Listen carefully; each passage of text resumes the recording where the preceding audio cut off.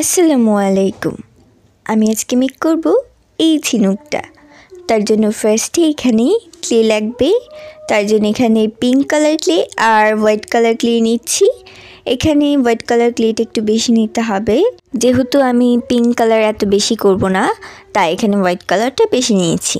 এখন এই দুইটা একসাথে মিক্সড করে নিতে হবে। কালারটা দেখতে এরকম হয়েছে। তো এখন এটাকে একটু রাউন্ড করে নিব আর একটু চ্যাপ্টা করে নিব।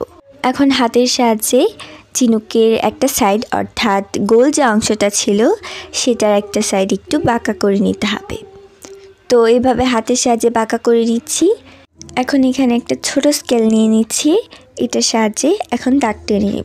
ফার্স্টেই ঝিনুকের একটা সাইড থেকে একটু বাঁকা করে দাগটা টানতে হবে, আর উপরেই যে অংশটা আছে সেটা একটু ভালো করে দাগ টেনে নিতে হবে। এভাবে করে স্কেলের সাহায্যে সবগুলো দাগ দিয়ে নিতে হবে।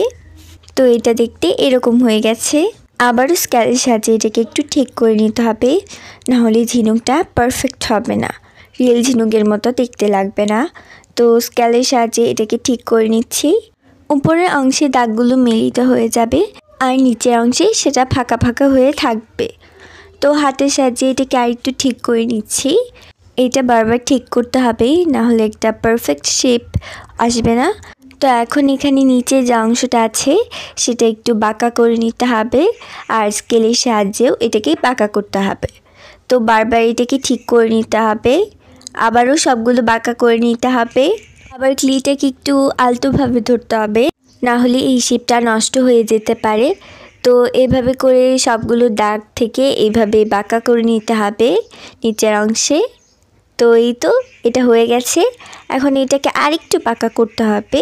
ঝিনুকটা যেহেতু সোজা হয় না, একটু বাঁকা হয়, তো এটা হাতের সাহায্যেই বাঁকা করে নেব একটু।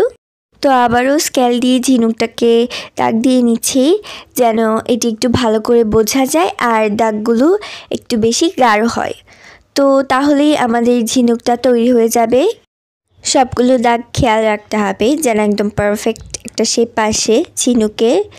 তো এই তো হয়ে গেছে। এখানে একটু হোয়াইট কালার নিয়ে নিচ্ছি। হোয়াইট কালারের সাথে এখানে গ্লিটার আছে, তো এটা হচ্ছে ঝিনুকের উপরের অংশে দিয়ে নিতে হবে। পুরোটাতে দিব না, শুধু উপরের অংশেই দিতে হবে।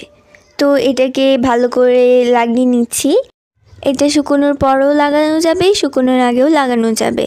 তবে শুকোনোর আগে যদি এটি ইউজ করা হয় তাহলে ঝিনুকটাকে একটু আলতোভাবে ধরতে হবে, নাহলে ঝিনুকের শেপটা নষ্ট হয়ে যেতে পারে। তো এই তো তৈরি হয়ে গেল আমাদের ঝিনুক। আল্লাহ হাফিজ।